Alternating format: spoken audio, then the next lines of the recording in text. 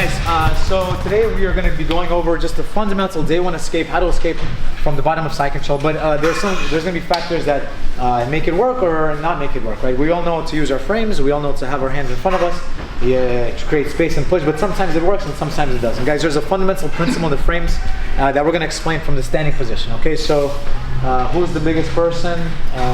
Big Will, coming up.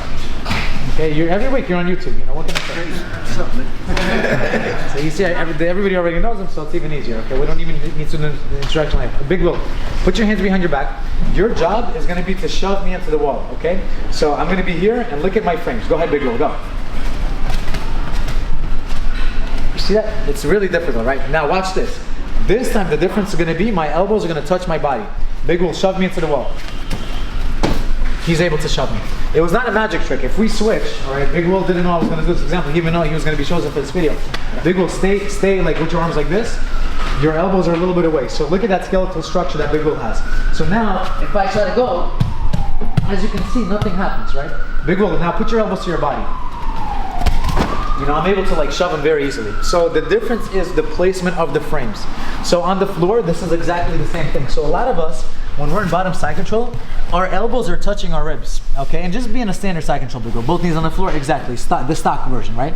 And then from here, we try to bridge, we try to use our arms, and we just feel like we can't do anything. Why? Because only our hands are being used, not the skeletal structure of our upper arms, right? So the goal is, off of the guard pass, for me to get into the right position right away, as opposed to being here to get here right away. So we're gonna do a drill. Big Will's gonna be standing. My legs are gonna be dead. They're gonna be out of the equation. Big Will, you're gonna pass to side control. Ready, go. To side control. All right, I'm able to escape because I understand this principle, okay? And again, if Big Will solidifies everything, if he takes a few seconds, 5-6 seconds to get everything nice and solid, number one, he scores his 3 points. Number two, it's gonna be significantly harder for me to escape. So principle number two is we have a 3-second window to escape from that position. Otherwise, our life is gonna be a lot harder than it really is. Okay, so again, I'm gonna be here. And now my goal is as he passes my guard, he blitzes through my guard, frames right away, all right, smash me, Big Will. And as he smashes me, even if he puts all his weight on me, it's still gonna be pretty easy for me to escape. Okay, I just need to get my arms and my hands in the right spot immediately. Guys, now the way the technique actually works, all right, when we're already here, is I have my form in his neck, my hands are open, my fingers are open, my other hand is right on his hip, I bring my heels to my butt, I bridge into him, I escape my hip, and I bring my knee and my elbow together. Okay, that's the escape.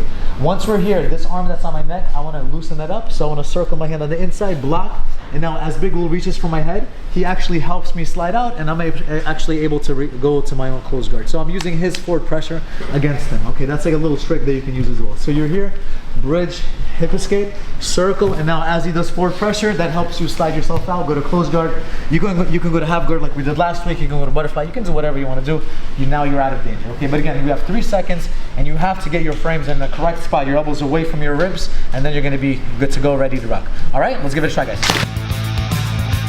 So there's like a really simple day one concept of extended limbs. So if I have Big Will back here, if Big Will be in a small ball, just like sit in a small ball. If Big Will is in a small ball, it's really difficult for me to attack any of his limbs. How am I going to armbar Kimura him? How am I going to leg lock him? There's nothing really there, right? So for me to attack one of Big Will's limbs, I'm going to have to extend one of those limbs. Now this limb, for example, is for my taking, right? Now I can look to attack that limb or an arm or whatever the case is, right? So if he's really balled up, it's really hard to finish him. And I get that question all the time, like, somebody's staying really small, really tight, how do I finish them? It's sometimes going to be very, very difficult, okay? Especially if they're not really doing anything or they're in a defensive cycle, right? But something interesting happens, guys, right? When I'm here in side control on Big Will, okay, right at this point, be a little bit softer. At this point in time, I have everything connected, right? My whole body is one unit. I'm in one of the best positions in BJJ is the side control, right? But as Big Will does our escape, look at my limbs now, guys. My own arms are extended, okay? My arms are away from my body, all right? So actually, by default, both of my limbs are in trouble, okay? And now we can use this concept against our training partners. So sometimes it's a great idea to attack right in that like little transition while you're escaping, okay? So let's look at how we're gonna do that today. So I'm on my back, my legs are dead, let's say, and just for this example, Big Will blitzes me, he passes me, okay, bam, I shell out and I escape. I get my knee and my elbow together and I'm getting to this position right here. Guys, this is one of the best times to go for a triangle, okay? Because his limbs are both extended, and I can slip a triangle in right away. So look what I'm gonna do. I'm gonna circle my hand on the inside. I'm gonna block his bicep. This hand is gonna go to his tricep. My head right now is on this side of his body, right onto his neck. My head can be on the same side of his head, or my head can be on the other side. What I'm gonna do is I'm gonna swivel my head on the opposite side. As I do that, guys, look what I'm gonna do. I'm gonna bring my foot behind the back of his neck, and I'm gonna slip my foot out. I'm gonna put it onto his hip. So in one motion, I'm going to this position like this. Guys, if Big Will stays here, all right, I have this whole side that I can attack in various ways. Number one is I can start to go for omoplatas, okay? Number two is I can go for like kimuras here. Number three is I can start to go for like these belly down, really nasty arm bars on Big Will and things like that. So Big Will knows that. So what he's gonna do is he's gonna look to bring his head in the same line as me, and as that happens, I intercept the wrist. I'm gonna slip my foot out and I'm gonna lock a loose triangle on Big Will. From here, I'm gonna grab his tricep. I'm gonna switch from the wrist grip to his armpit.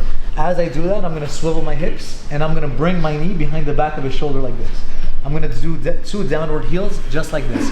From here, Big Will posture up and move around. As you can see, it's very difficult for him to move. And now I'm gonna look to scissor my legs. From here, I'm scissoring, and as I scissor, I lock up my triangle. Now, to finish, all I have to do is 2 downward heels and Big Will taps. Guys, a common error that we see happen all the time is, especially newer students, they start to extend their hips like this, okay? This is actually helping the person escape. You actually don't want to do that. You want to actually crunch in, and as you do a downward heel. For tournaments, for sure, I can double up on his head, and I can look to do like a Muay Thai clinch to finish. All right, now Big Will's going to do it on me. All right, so you're on camera, man. I told you. We're going to get you ready for your career. So I'm here with Big Will. He does a big bridge, he escapes. Now bicep, tricep, couldn't be better. Now you see where his head is? It's right now here. It can be in the center, it can be on the side. He's gonna slide his shoulders on the opposite side. As he does that, his foot goes onto my hip. Beautiful, keep that there. And his other leg goes behind the back of my neck. Perfect, pause. And keep, 1 second, stay on your side a little bit. And keep this hand on my arm, where it was, yeah. Guys, this leg on the back of my head is responsible to keep my posture. Now guys, as I start to bring my head in the same line as his, he's gonna switch his grip to an upward grip. On my wrist, beautiful, and now slip your foot out. And as he slips his foot out, now I walk myself right into a loose triangle. From the loose triangle, guys, he's gonna grab the side of my tricep, beautiful.